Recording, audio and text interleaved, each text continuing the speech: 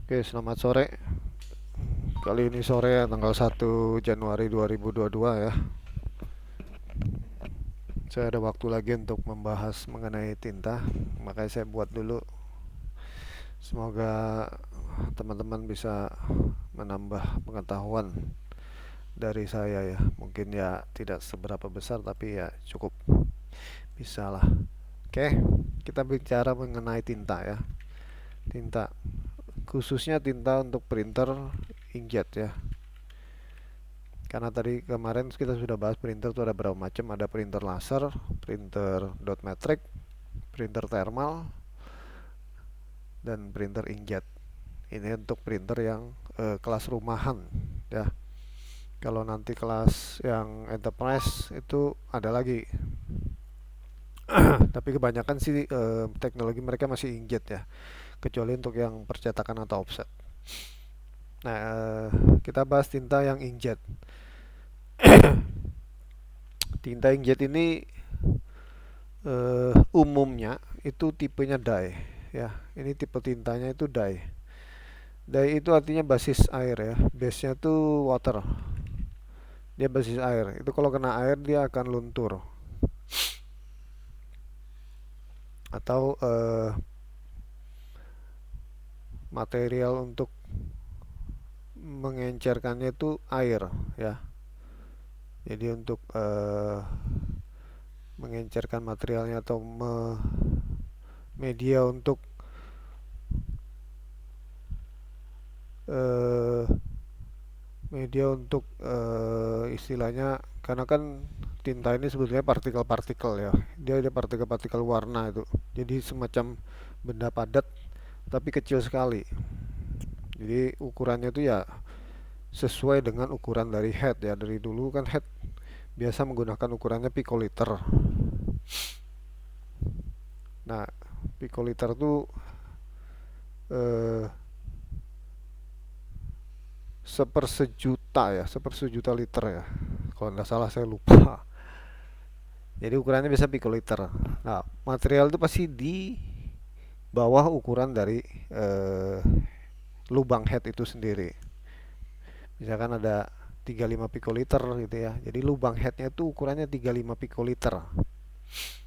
Ada 50.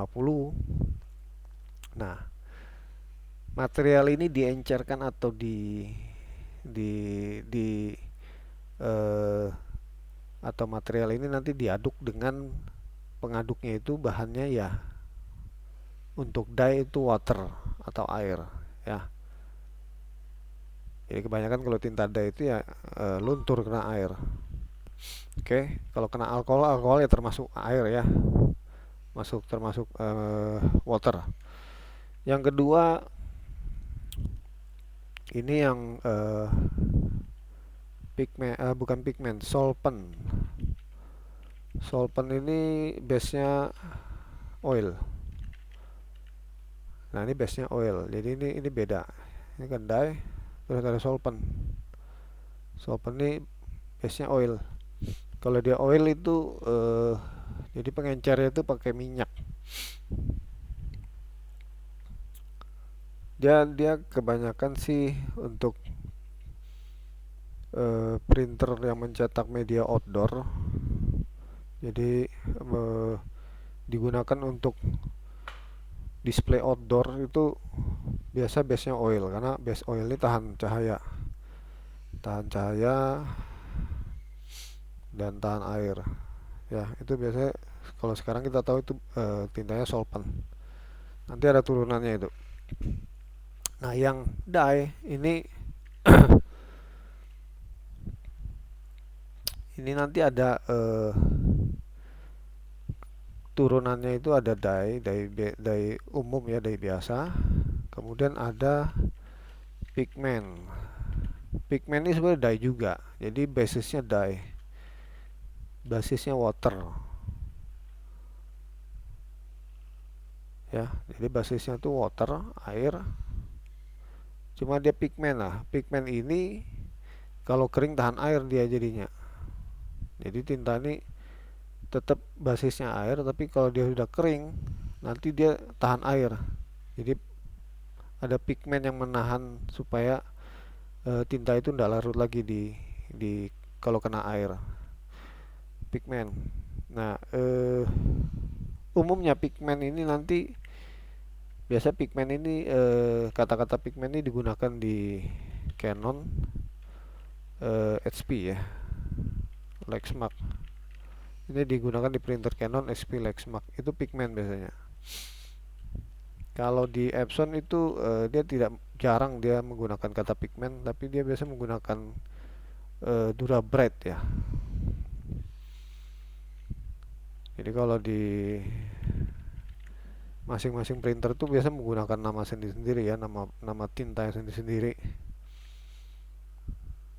Nah, kalau pigmennya di Epson itu biasa dia namakan Durabright. Kalau di Brother itu Inobella ya. Inobella. Ini di Brother biasanya. Ini kebanyakan pigmen semua. Nah, lalu kalau di pasaran sekarang tuh ada namanya art paper. Tinta art paper. Tinta art paper ini sebetulnya tinta pigmen juga. Setahu saya dia pertama kali muncul tuh di pasar Cina ya. Dari China sana itu ada namanya tinta art paper. Kurang lebih tahun 2000-an loh, sekian lah. Itu ada muncul. Awal-awal muncul sih tinta ini sangat keras sekali ya. Jadi merusak head. Sebelum art paper sebenarnya ada tinta pigmen juga dari China itu. Terus berkembang. Saya juga tidak tahu kenapa dinamakan art paper. Akhirnya ya sampai sekarang terkenal tinta AP atau art paper ya. Ini sebetulnya pigmen juga dan ini dye juga. Basisnya water. Basisnya water juga. Nah, banyak orang bertanya apakah printer Canon bisa menggunakan tinta art paper? Itu jawabnya enggak. Ya. Jadi art paper ini pigmen juga. Tidak bisa di printer Canon, HP, Lexmark. Nah, alasannya ya karena Canon, HP, Lexmark ini menggunakan teknologi thermal ya. Dia menggunakan teknologi thermal di mana tinta itu dipanaskan. Elemen yang di dekat tinta itu dipanaskan, nanti elemennya akan mendorong tinta keluar sehingga tinta juga karena dia mengenai elemen ya. Jadi tintanya juga dipanaskan. Nah, kalau pigmen dipanaskan nanti dia berubah. Kimianya berubah terus partikel-partikelnya mungkin nanti kemungkinan ya kalau kalau saya kira-kira itu partikelnya akan menyatu. Jadi head itu akan buntu. Itu art paper. Jadi sudah pasti art paper yang tidak bisa digunakan di Canon, HP atau Lexmark karena teknologi headnya itu tidak mendukung. Nah, art paper ini banyak kan digunakan di Epson ya. Jadi kebanyakan digunakan di Epson. Sudah lama digunakan di Epson ya. Karena Epson menggunakan teknologi piezo ya. Dia menggunakan teknologi piezo bukan teknologi thermal. Nah, Brother juga menggunakan teknologi piezo, tapi apakah di Brother bisa menggunakan art paper belum pernah ada yang coba. Saya cek di YouTube juga belum pernah ada yang coba. Tapi perkiraan saya sih di Brother bisa ya. Bisa di printer Brother. Cuman kenapa tidak banyak orang menggunakan tinta art paper di printer Brother karena tinta art paper ini kan banyak dipakai di percetakan. Dia mencetak di media art paper, hasilnya bagus, glossy. Media atau kertas art paper itu murah dan juga bisa digunakan untuk cover buku. Jadi kertas art paper ini digunakan untuk cover buku. Nah, karena yang banyak menggunakan ini adalah percetakan atau yang membuat buku, mereka perlu istilahnya printer yang bisa melakukan ini. Di Brother sebenarnya bisa, cuman kelemahan di Brother, eh, kertas yang masuk lewat rear tray-nya itu, jadi lewat tray belakang itu cuma satu lembar. Nah itu yang jadi masalah. Jadi untuk percetakan printer Brother tidak cocok. Kalau kertas art paper tebal kita taruh di dokumen tray yang di bawah, di kan Brother kan spesialisnya di dokumen tray ya, dia punya dokumen tray. Kalau art paper yang tebal kita taruh di bawah atau kertas tebal, itu printer Brother tidak akan bisa menarik kertas dengan ketebalan misalkan 260 di dokumen tray-nya itu agak sulit ya. Jadi sistem di printer Brother itu kan dia menariknya dari bawah dan kertas itu akan digulung. Kalau kertasnya tebal dia enggak akan mampu menarik, sehingga jarang digunakan untuk percetakan. Orang percetakan jarang menggunakan printer Brother. Nah karena jarang, nggak ada yang mencoba tinta art paper di printer Brother ini. Tapi kalau menurut saya sih di printer Brother bisa tinta art paper. Oke, lanjut itu ada Sublime. Sublime ini juga di tahun 2000 baru ada ya. Sublime ini sangat sangat menarik tintanya. Ini dye, basis water juga, dye juga sebetulnya. Ini tinta yang bisa berpindah ke media lain yang karena proses pemanasan ya. Jadi ke kain polyester atau ke muk yang sudah di coated, gelas yang di coated, pokoknya sesuatu yang di coated dia bisa pindah ke situ, atau baju yang polyester itu dia bisa pindah karena dipanaskan atau dipres. Nah ini Sublime. Sublime cukup terkenal sekarang ya, jadi banyak fashion itu ya, kainnya menggunakan polyester yang diproses menggunakan tinta Sublime. Itu banyak sekarang, apalagi dari produsen Epson sendiri telah membuat printer Sublime yang cukup banyak tipenya ya, banyak serinya, dari yang ukuran 160 cm sampai 60 cm yang fenomenal itu ya, seri F6670 enggak salah. Kemudian ada seri F130 yang kecil, itu juga sudah ada Epson. Jadi untuk tinta Sublime ini sudah dibuat oleh Epson. Nah, tinta Sublime ini juga tidak bisa di printer Canon, tidak bisa di printer Canon,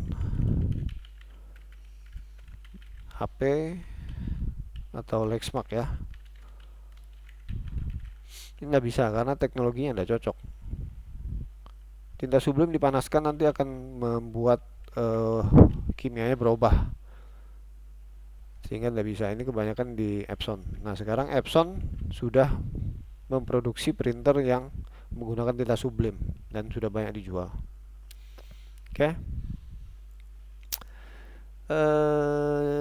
Pigment, art paper, Sublime. Kemudian yang terakhir atau yang lagi rame, dulu sebelumnya ada namanya tinta DTG ya. DTG ini direct to garment. Ini tinta DTG ini direct to garment. Kalau Sublime juga untuk garment, untuk fashion, tapi Sublime ini harus dicetak dulu di kertas, kemudian dipres, dipanaskan, tintanya berpindah ke kain tersebut. Nah kalau untuk DTG ini dia tidak dipanaskan, jadi kain itu langsung di print. Tentunya printernya harus flatbed ya, jadi printernya itu datar. Itu banyak ya, banyak sudah di YouTube banyak, di pasaran juga banyak, dan Epson juga sudah membuat printer DTG ini ya, direct to garment. Serinya saya enggak hafal, saya lupa, tapi udah banyak ya. Nah perkembangannya sih, printer Sublime yang Epson dan printer DTG ini sudah cukup banyak digunakan orang dan terkenal dan booming di Amerika ya. Ini DTG kurang lebih 5 tahun lalu ya, 5 sampai 7 tahun lalu itu udah mulai muncul, 2012 nggak salah. Tapi ya naik-naiknya di 2015. Terakhir yang lagi hype sekali sekarang DTF. DTF ini tintanya, oh ya, di DTG itu ada tinta warna putih.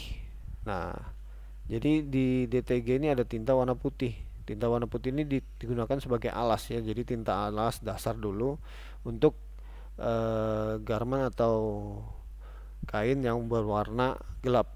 Jadi bukan berwarna terang atau putih ya. Jadi kain warna hitam atau warna coklat, coklat tua itu dikasih tinta putih dulu baru di print dengan tinta warna. Nah, DTF ini digital transfer film.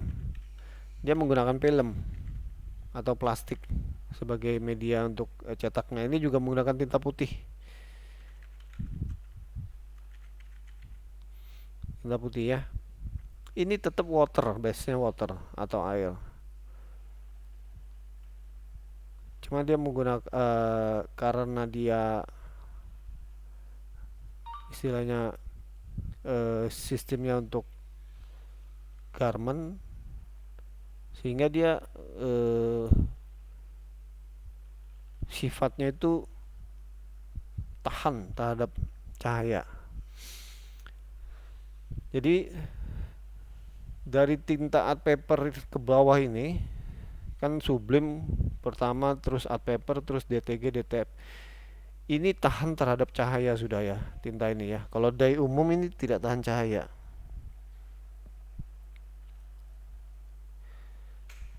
Kalau tinta umum ini tidak tahan cahaya, dia kena cahaya pudar. Nah, kalau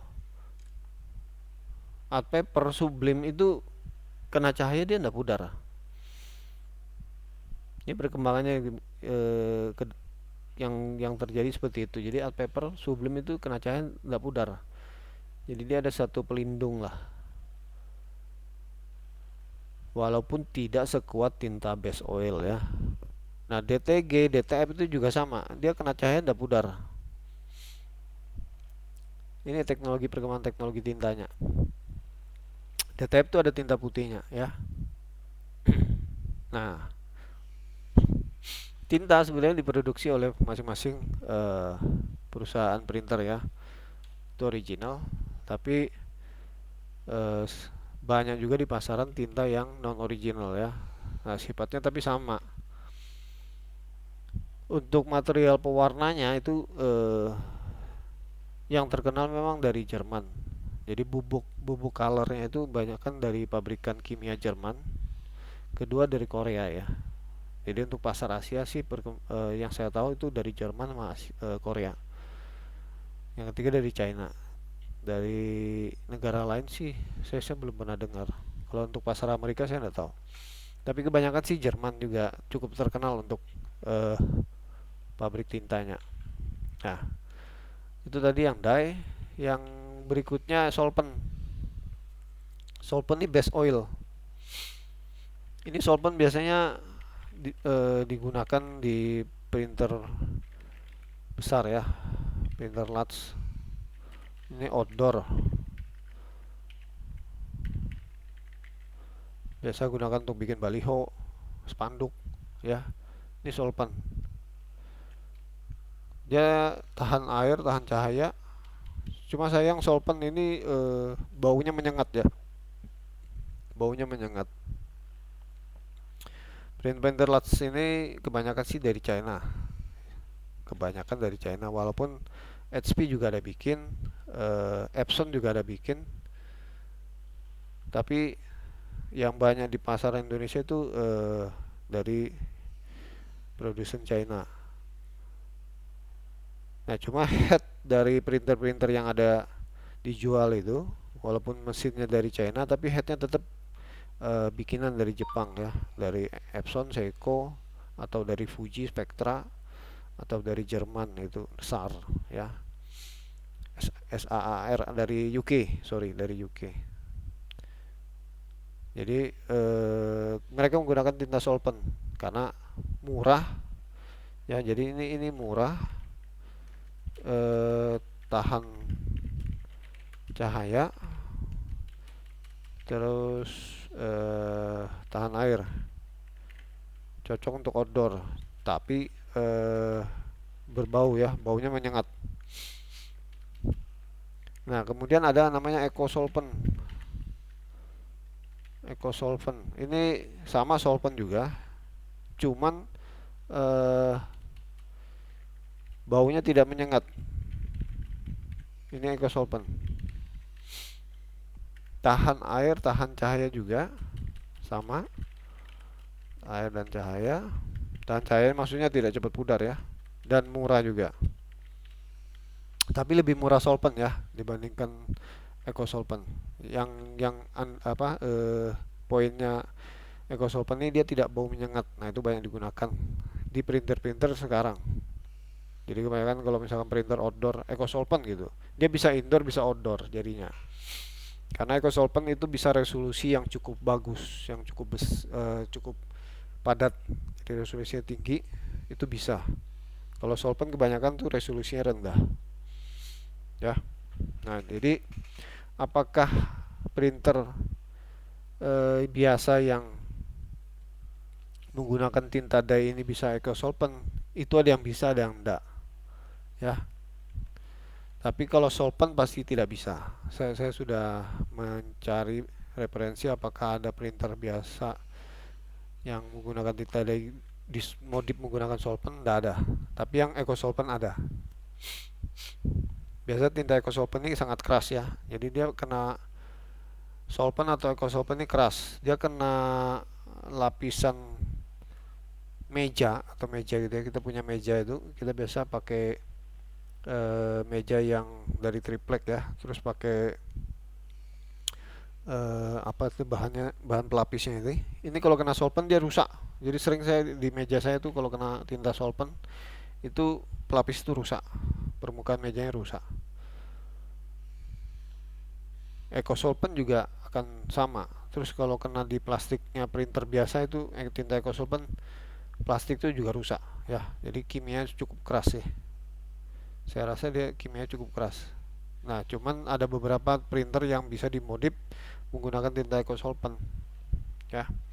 Jadi kalau di sini yang tinta dye ini kan banyak digunakan di printer-printer rumahan ya sebetulnya ya. Kayak Epson itu seri L series itu yang rumahan itu bisa bisa menggunakan semua tinta ini, tinta dye, pigment, art paper, sublim, DTG, DTF itu kebanyakan dari Epson. Kalau untuk Canon, HP, Lexmark tidak bisa. Nah, kalau tinta solvent ini digunakan di printer-printer China. Eco solvent juga sama, kebanyakan di printer-printer China. eh, Epson ada memproduksi printer yang menggunakan tinta eco solvent, itu ada. Itu beberapa seri dia menggunakan tinta eco solvent, jadi tahan air, tahan cahaya. Cuman biasanya di Epson dia tidak menggunakan nama eco solvent, dia menggunakan namanya sendiri. Nanti di video berikutnya saya jelaskan yang printer-printer Epson yang eco solvent.